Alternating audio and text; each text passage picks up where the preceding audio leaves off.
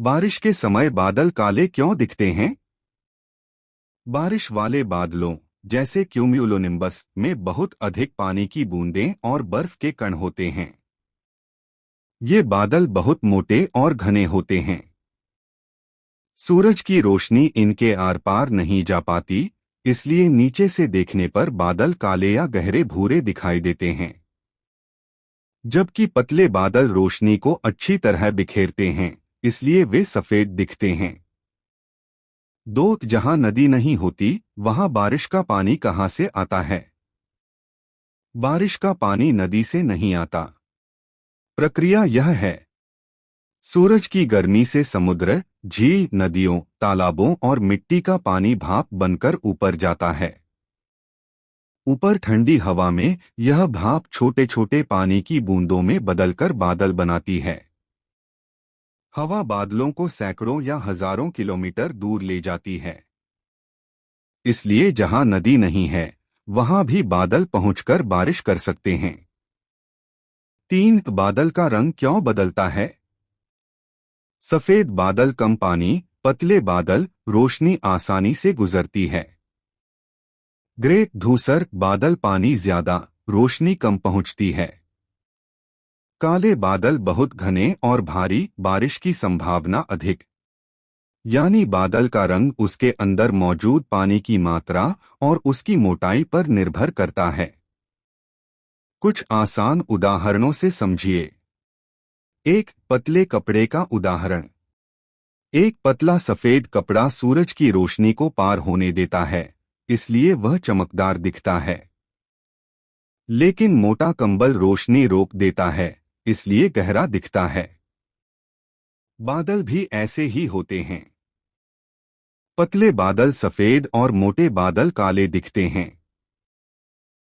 साफ और गंदे पानी का उदाहरण। साफ पानी वाले गिलास में नीचे तक दिखाई देता है, लेकिन कीचड़ वाले पानी में नीचे नहीं दिखता। उसी तरह पानी से भरे घने बादलों के अंदर रोशनी कम पहुंचती है, इसलिए वे काले दिखते हैं। पानी कहां से आता है? मान लीजिए राजस्थान के किसी गांव के पास नदी नहीं है। अरब सागर से पानी भाप बनकर ऊपर जाता है। हवा उसे सैकड़ों किलोमीटर दूर ले जाती है। वही बादल राजस्थान पहुंचकर बारिश कर देते हैं। इसलिए नदी पास होना जरूरी नहीं है। रोजमर्रा का उदाहरण। जैसे आप केतली में पानी उबालते हैं तो भाप ऊपर उठती है।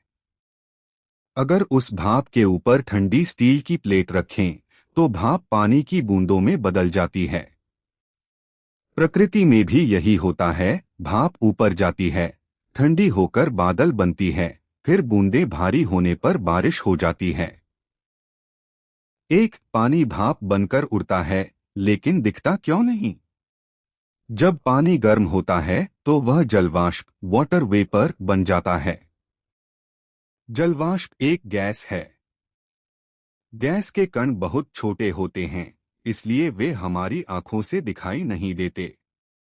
केतली से निकलने वाली जो सफेद चीज दिखती है, वह असल में भाप नहीं, बल्कि ठंडी होकर बनी पानी की छोटी छोटी बूंदें होती हैं। इतना सारा पानी ऊपर कैसे चला जाता है? यह एक साथ नहीं जाता। समुद्र, नदियां, झीलें, मिट्टी और पेड़ पौधे हर दिन थोड़ा थोड़ा पानी हवा में भेजते रहते हैं।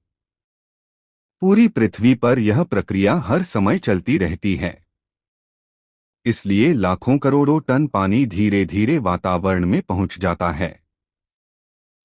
बादल में पानी गिरता क्यों नहीं? बादल के अंदर पानी की बूंदें शुरू में बहुत छोटी होती हैं। गर्म हवा उन्हें ऊपर थामे रखती है। वे आपस में टकराकर बड़ी होती जाती हैं। जब बूंदें इतनी भारी हो जाती हैं कि हवा उन्हें संभाल नहीं पाती, तब वे बारिश बनकर गिरती हैं। इतनी दूर दूर तक बारिश कैसे हो जाती है?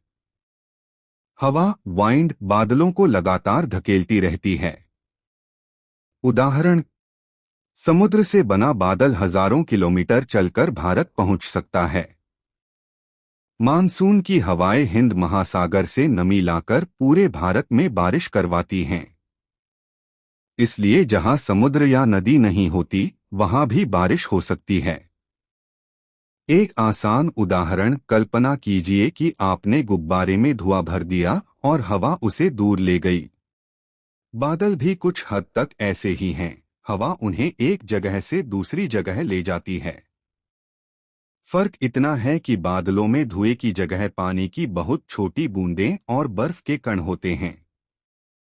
यही कारण है कि समुद्र का पानी भाप बनता है, बादल बनता है, हवा उसे दूर ले जाती है और फिर वह अलग अलग जगहों पर बारिश के रूप में वापस गिरता है। बाकी मौसमों में बारिश कम क्यों होती है? सर्दियों में हवा ज्यादातर सूखी होती है, इसलिए बारिश कम होती है। गर्मी की शुरुआत में कभी कभी स्थानीय गरज-चमक वाली बारिश होती है, लेकिन पूरे देश में नहीं। मानसून के मौसम में ही नमी सबसे ज्यादा होती है, इसलिए सबसे अधिक वर्षा होती है। आसान उदाहरण, सोचिए बादल एक पानी से भरा ट्रक हैं। बाकी मौसमों में ट्रक आधा भरा होता है, इसलिए कम पानी गिरता है। मानसून में ट्रक पूरा भरा होता है, इसलिए बहुत ज्यादा बारिश होती है। इसी कारण भारत में साल की लगभग 70-80% बारिश जून से सितंबर के मानसून के दौरान होती है।